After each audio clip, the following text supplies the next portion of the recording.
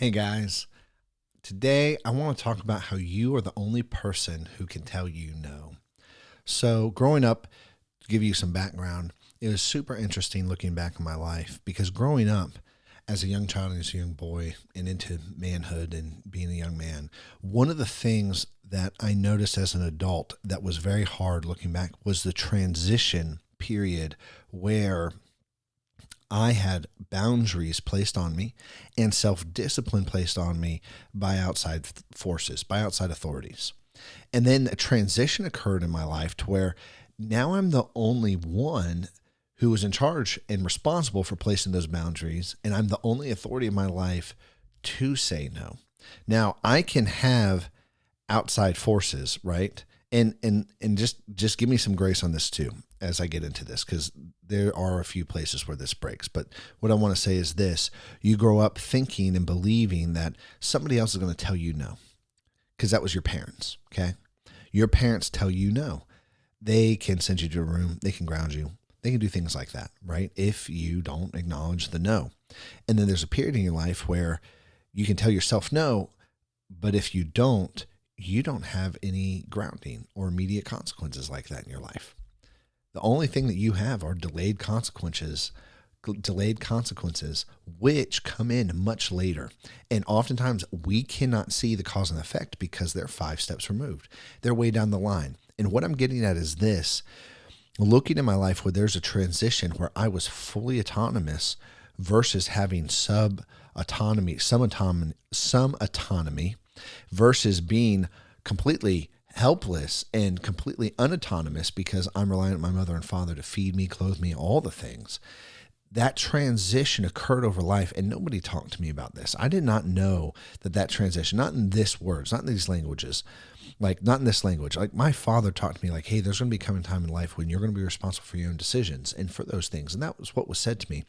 But what I didn't realize, and what took me a moment to learn, and there's a lot of heartache and headaches along the way, was I'm the only one who's going to build my life, establish boundaries in my life, and I'm the only one who's going to tell myself no. There's not going to be anybody else telling me no to not go down and go to the supermarket, buy a whole sleeve of Oreos, and then come home and eat them in one sitting. Because I could do that. I'm not going to do that. I've said no, and now I've got to be a man of my word to myself. And that's interesting because most people think that they need to keep promises to other people, but the most important person to keep promises to is you. The most important person to keep promises to is you. And if you're not going to keep promises to you, your promises seem to falter and lack when you try and keep them for other people, because you always treat people the way you treat yourself. It may not always manifest and look the same, but that's exactly what happens. And so it's so important to keep the promises to yourself. When you say no, you follow through with no. And this is where self-discipline comes in. This is why self-discipline is so important. Self-discipline isn't for other people. It's for you, and it's for your good. And it's something that you should practice and have daily practices on to continue to build up and edify yourself, to keep your promises to yourself. So when you say, no, I'm not going to do that, you won't do that. When you say, no, that is not for me, I need to remain focused on this, you do that. When you have principles in your life that you want to live and operate by, you are not going to violate them when you're placed in situations that apply pressure on your life, because you experience pressure in your life from outside forces. Everybody does. And it's interesting because when that pressure comes, saying no to yourself and keeping your promise when nobody's looking now counts more than ever. Saying no when nobody's looking oftentimes is just as hard as when there's pressure involved. But when we don't say no to ourselves when nobody's looking and we're flippant about it, that flippancy is produced elsewhere in our lives. And I'm going to go back to the opening statement that I made. You are the only person who can tell yourself no. Other people can say, hey, you need to not do this. They can influence you. They can advise you. They can do things. But when it comes down to actually choosing and following through with that, it is all up to you. Now, here is the big thing about no. Most people think no is negative. No is actually positive. No is what moves you forward. See, if you said yes to everything in life, you would get nowhere.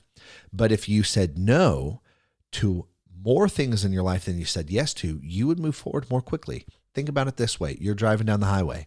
You have to get off at exit 1. You're starting at exit 89. If you said yes to get off on every single exit, 89 all the way through exit 2, before you got off on exit 1, you would never get off on exit 1. You would run out of time and you'd have to turn around and go back.